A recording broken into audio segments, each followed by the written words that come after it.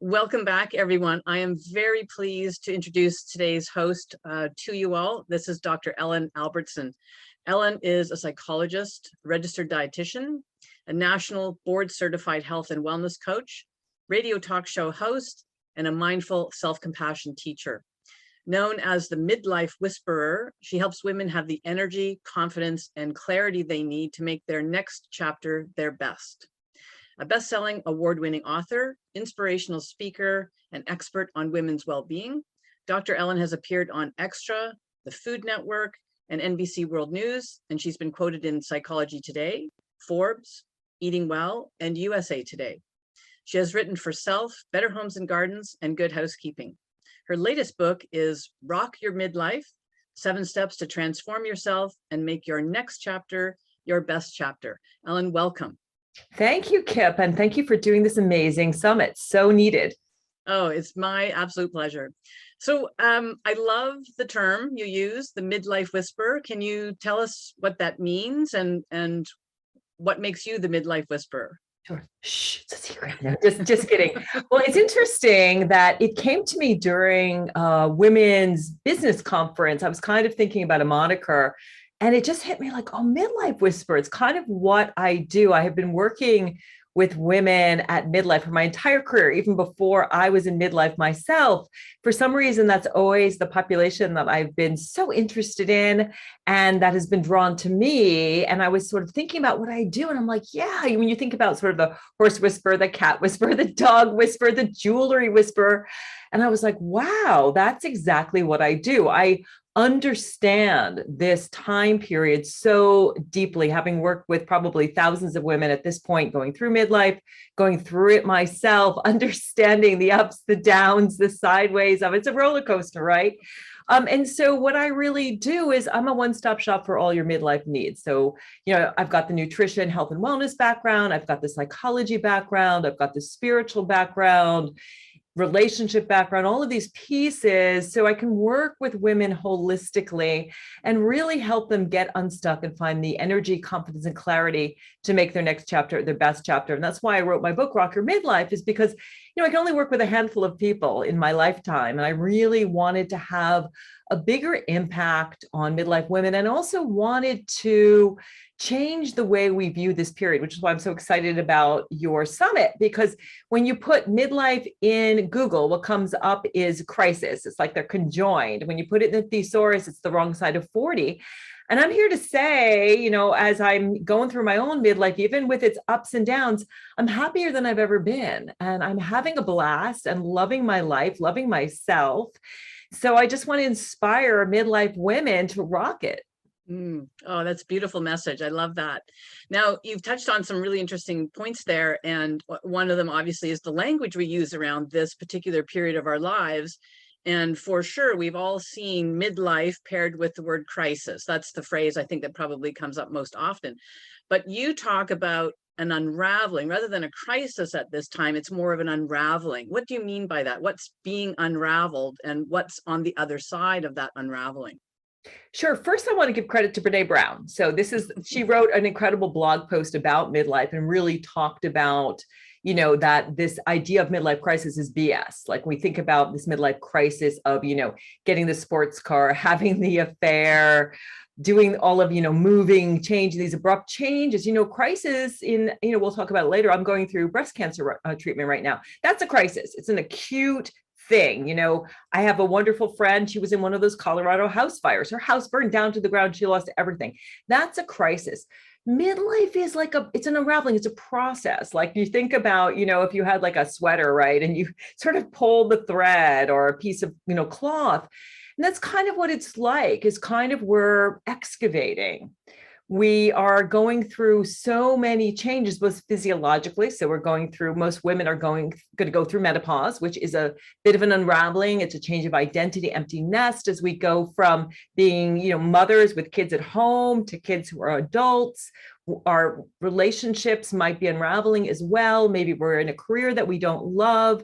Maybe we're facing some kind of health issues. So there's a lot of stressors and challenges at midlife that lead to this unraveling. And it's an interesting metaphor because I think about midlife as the caterpillar and the butterfly, right? And so the caterpillar weaves this chrysalis, which of course is thread. And then it comes out as the butterfly, and it's a completely different creature, yet its DNA is precisely the same. When it goes into the chrysalis, it literally dissolves itself. So all of these things, and I say 2 health crises, divorce, I probably moved 4 times. I mean, all of this stuff, we have aging parents, all of this stuff is kind of like, you can also think about, coal to diamond, right? It's this pressure that helps us to transform. And if we look at all of these challenges as opportunities, as this unraveling, as, okay, so what do I want to weave together? What do I want this beautiful second adulthood to look like?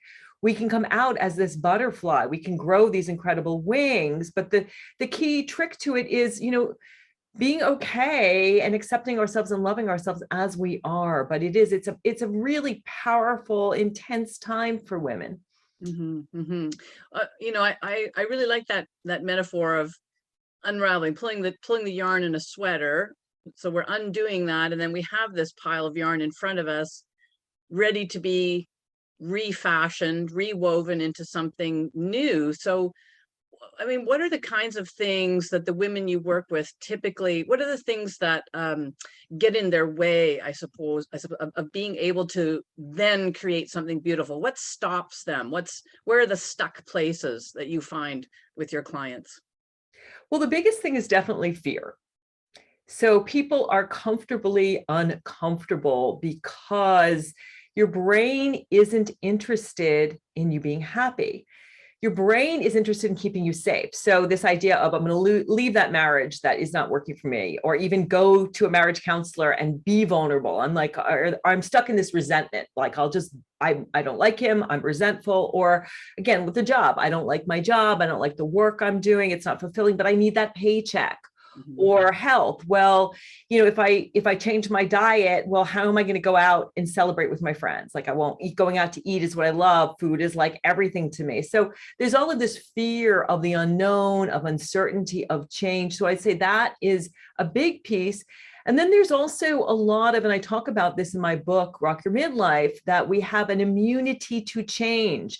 We literally have an immune system. And this is an idea that someone named Keegan has put together, that we have an immune system that when we start to change, this kind of things bubble up. I'll give you an example. One of my clients, she's a grandmother, and she knew, I need to go to the gym. I need to spend time taking care of myself, preparing meals, meditating. She was going through a lot of stuff.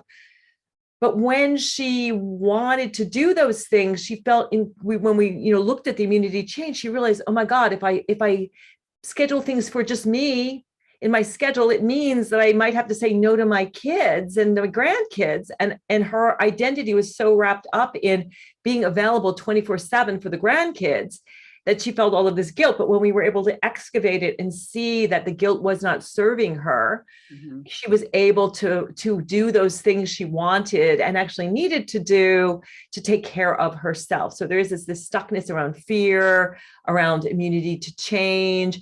And that sometimes, we don't know what it is we want to do. And people are like, oh gosh, I have no idea what's going to make me happy, what's going to bring me joy, because we've been so focused on either taking care of others or living someone else's story. It's like we're climbing up this ladder of success and it's up against the wrong building, because we've been told, well, having a certain, status or a certain house or a certain mate is going to make us happy, but it's not the right building. So what I work with people is let's look at core values. And I have a lot of exercises in Rock Your Midlife around finding your core values. And that's kind of your North Star to guiding you to figure out what's truly going to make me happy.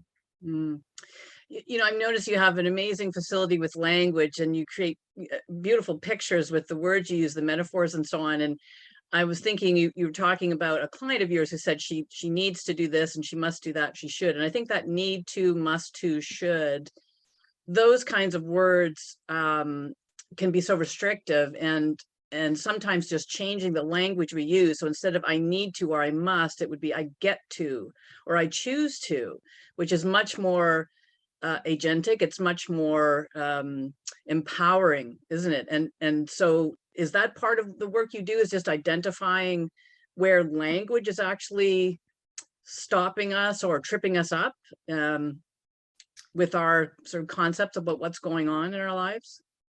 Absolutely. It is, it's neurolinguistic programming. So we know that our thoughts, our words create our reality. And so I did a reel the other day on Instagram, and it was like, stop shitting all over yourself.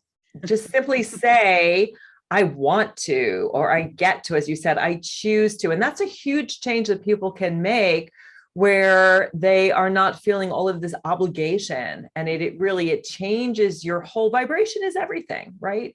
Yeah. So you can be, high vibe, you can be doing something. I mean, just giving you an example of, I have to go to the gym because my doctor told me that if I don't get cardiovascular exercise, I'm going to have heart disease. Or I want to go to the gym. I get to go to the gym. I get to, maybe I get to go to, dancercise or whatever it is, you jazzercise, whatever you want to do. I don't go to yoga because I have to go to yoga.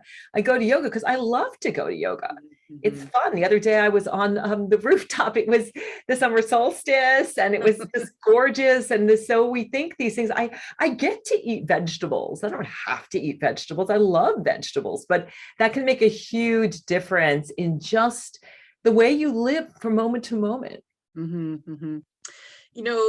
Ellen, many of the women that I talk to and work with talk about at this phase in their lives, a real loss of confidence and a feeling of being invisible. Can you talk a little bit about what causes those feelings, and how can you help them turn that around so that they feel seen and heard and feel empowered, or a renewed sense of confidence?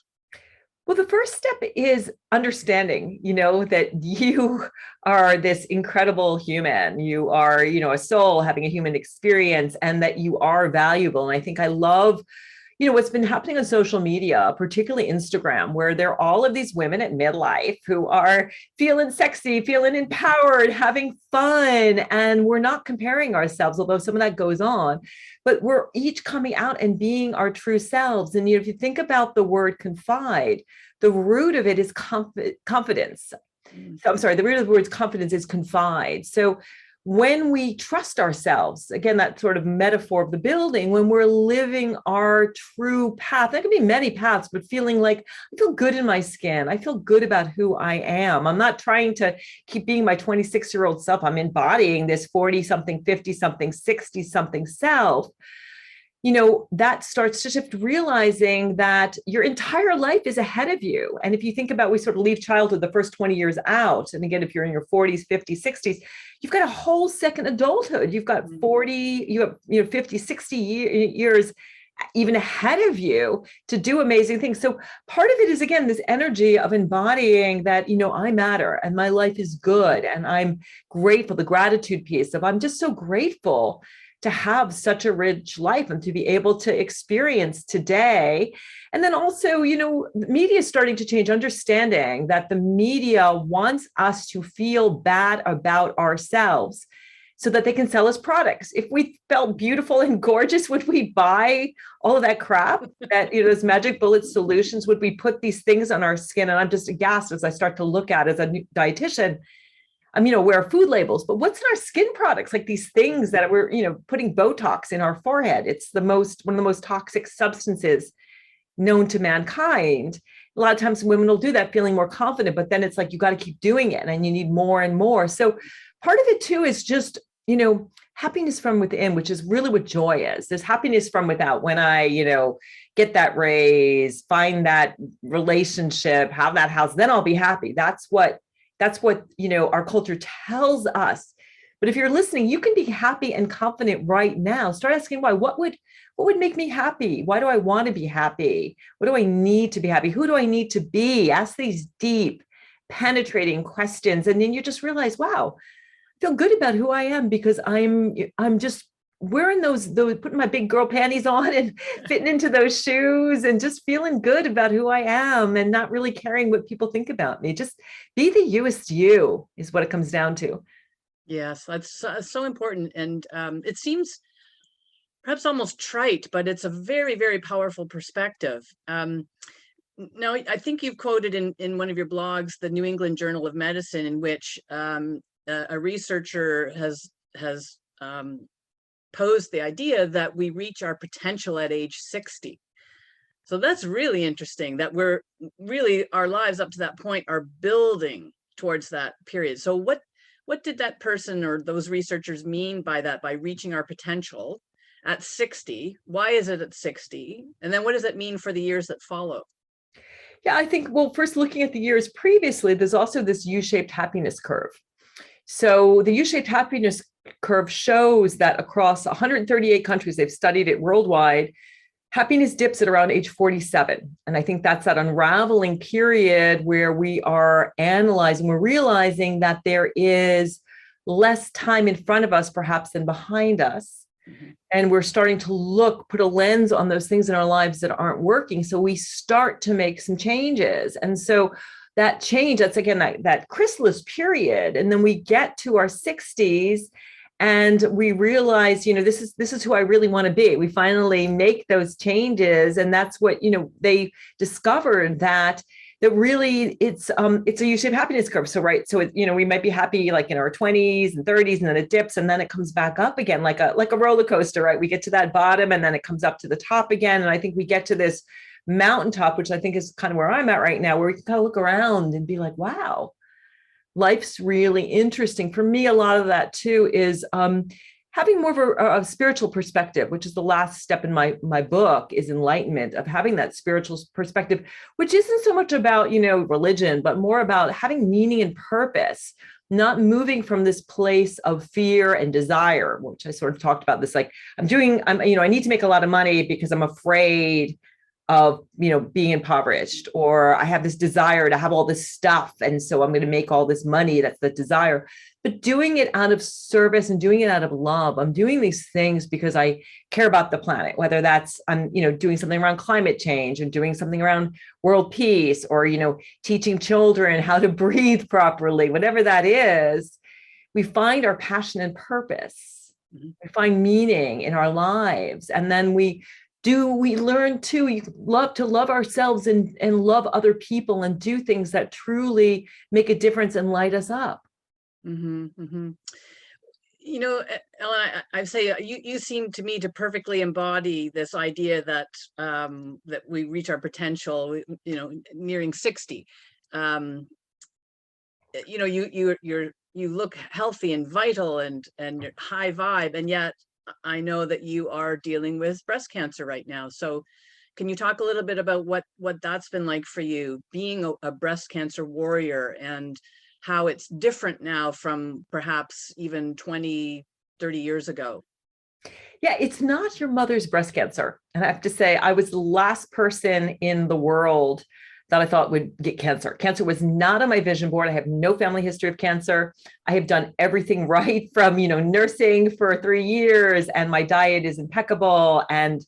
But I had some trauma in my life. I found out that I have a genetic mutation, which predisposes me to having a higher risk. Mm-hmm. So I was really surprised. Of course, initially I was just like, what? And shocked and upset, because, that C word mm-hmm. has so much, we were talking about language, has so much meaning, but, cancer is a very umbrella term for a lot of different diseases. And breast cancer now, I know in the States, it's a $6 billion business. Mm-hmm. So there's so much research, there's so much incredible diagnostics. So the key thing is, if you catch it early, you can clobber it. And so I was fortunate. I had a negative mammogram in October. And then on my son's 21st birthday in April, I was diagnosed with what's called a stage 5, category 5 mass. And then I was fortunate enough, the universe kind of just stepped right in. I had my biopsy the next day. I was diagnosed with something called HER2 positive, which has very good immunotherapy, which means they're drugs that the technology is incredible. They all have a specific drug that will stop the cancer, systemically. So initially was really tough. I had to really work on my mindset, but I have to say there have been so many silver linings as I work with both the conventional and the complementary and sort of figure out what's right for me. It's been a very empowering process as I advocate for myself. I think a lot of women don't. They just they put you on this treadmill, right? It's like surgery, radiation, chemo. You can take a breath. And so I've found meaning and purpose within my own life of working on things like my workaholism. I tend to be a workaholic and realizing like, wow, that needs to stop. I need to be working from a different vibration. And so I've done some work around that. Even made more dietary changes. For me, I'm working with a integrative medicine doctor, and she recommended me going off grains completely. I also have what's called Hashimoto's disease, which is hypothyroidism. So I've been gluten-free, and made a huge difference. All of my joint aches and pains went away. So that's been a huge blessing because I want to make it to 100. So I've been pain-free. And the thing that's amazing is I'm doing all of those things that even me, when I'm telling women at midlife, like, do those things you always tell yourself to do, I wasn't quite there, but now I'm really doing it. When I go in for my radiation treatments, I'm meeting friends for coffee. I'm taking that yoga class because I live far away from civilization. I live on an island in Vermont. So it's been very empowering. I'm here to say that if you're putting off your mammogram, mine was discovered through something called a breast density ultrasound, which if you have dense breasts, which a lot of women do, it increases your risk of breast cancer. And it also increases the risk of having a false negative. So for me, my October, I might have had cancer back then. Probably cancer is a 10 to 15 year process. It doesn't just happen overnight, but get your mammogram. Don't be scared, because if you catch it early, and unfortunately only, less than 50% of women get their regular mammograms, it's not fun. For me, it's been interesting. It's been empowering. And I think ultimately it's going to, provide me with a lot of opportunities and even being stronger and healthier than before it happened. So I'm really wanting to get the word out. Again, it's not your mother's cancer. Don't be scared to have a mammogram. If you are diagnosed with breast cancer and it's early, I'm stage 1A, which means it was what's called invasive ductile carcinoma. So it was somewhat invasive. It was about the size of a dime. I had a lumpectomy. I got it out. The surgery was very mild. I'm having radiation now. I'm having no side effects from it. It's been fine. It doesn't hurt. And I'm going to Dana-Farber to get a second opinion around what I'm doing as far as medications. But it's very manageable. And I have to say the care that I've gotten from both conventional and complementary has just been phenomenal. And I feel very blessed that I'm going to live and I'm going to make it to 100, and just makes you so grateful for everything you do have. So thank you for letting me share and letting women know that it's nothing to be scared of. Well, that is such an important message, and particularly, doing the self-exams, having the mammograms on a regular basis. That is so key. And I'm not sure why women don't do those things. It's probably a fear-based decision, but if there's anything that they can take away from this, it would be, please do the self-exams, do the regular mammograms. And you're living proof that it's manageable and not necessarily something to be feared. You get the right support around you, you educate yourself, and you can whip it. You can actually kick it in the ass. That's what I'm saying. I'm not fighting it. I'm clobbering. And I want to say too, that I am the healthiest person I know. Move my body for usually 2 to 3 hours a day. We grow so much of our food. I eat, 10 servings of vegetables every day, super happy, mostly vegan. It can happen to anybody. So don't think that, oh, I'm so healthy, I don't have a family history. It can't happen to me. That was my story. It can happen to anybody. Yeah. It's 1 in 8. 1 in 8. Yeah. It's a staggering statistic. Can you talk a little bit about your 7 steps to rock your midlife? What are they and how do they work? The first is be yourself. So it's authenticity is step 1. So basically, well, just to back up a little bit, you can enter any of the steps that you would like. and they will each help you to rock your midlife. So I wrote the book so anyone can sort of try any of them. So I recommend people read the whole book through and then look at the step or one or two that you feel you want to make first. There's lots of exercises, journaling activities as well. So step one is authenticity. We talked a little bit about that, is just be yourself. Nobody can tell you you're doing it wrong. Look at, what are my core values? What am I awesome at? Where are my weaknesses? What am I not so good at? What did I love to do as a kid? What would I do all day long if money weren't an object? And so when we do this, this is so important to rocking your midlife, because again, you want to be living your story, right? We're each the authors. And I love that idea of author is the same root as authenticity. And so we're writing our own story. But if you're not being yourself, if you're living someone else's story, if you're wearing a mask and feeling like an imposter, it's really going to block you from living your life to the fullest and rocking midlife. So that's number one. Number two is loving yourself. When you love yourself, you stop doing those things that insult your soul, and you start doing those things that really are in your best interest. And you start attracting what is great for you. You start attracting, whether that's, the right career, the right relationships. You go to the gym and eat right because you love yourself. And in this chapter, I share something called self-compassion, which is essentially treating yourself the way you would a good friend. So I was fortunate enough to study self-compassion as my dissertation topic. I studied with Kristen Neff, who is the mother of this whole area, the pioneer in it. And I did my dissertation on body image and self-compassion, and found that self-compassion reduces body shame, body dissatisfaction, self-worth based on appearance. It improves body appreciation, because at midlife, the body image stuff doesn't go away. And when we have a negative body image, we don't want to take care of our bodies. We don't have that confidence. So this chapter is all about, how do you love yourself? And that's really about practicing self-compassion, because self-compassion is a skill. It's something you can do. You can think about, how would I treat a friend who is going through what I'm going through? And change your attitude. Set an intention to treat yourself with kindness rather than criticism. Understand that it's okay to make mistakes. We all fail. We all make mistakes. Things happen. Before our meeting today, I was late from radiation and was in a traffic jam. And I was like, okay, stuff happens, and just forgive yourself. I wasn't like, oh my God, why is this happening to me? Or I was so stupid, I should have left more time. I was like, okay, it happened. And you were generous enough to, to push it off a little bit. And then finally being mindful when you notice that you are stressed and struggling, rather than going into rumination, being, beating yourself up, feeling isolated. Just take a breath.